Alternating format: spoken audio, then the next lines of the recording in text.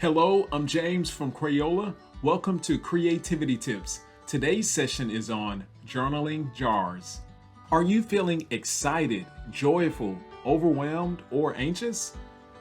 Checking in with yourself daily can help with managing emotions and overall well-being. Writing down those emotions can help you process those feelings, reduce stress, plan action steps, and increase your self-awareness. For this activity, you will create a Crayola pot.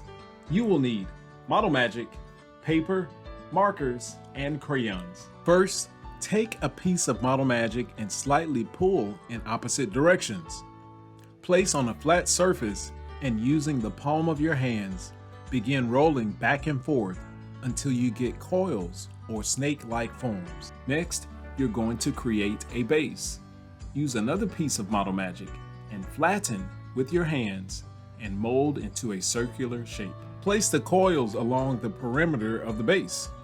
Notice with each turn, the height of the jar changes. When you are satisfied with the height of your jar, wait for the Model Magic to air dry. Ready for a creativity tip? Using the markers and crayons, decorate the outside of the jar with creative designs. Fold and tear the paper into small strips and begin journaling.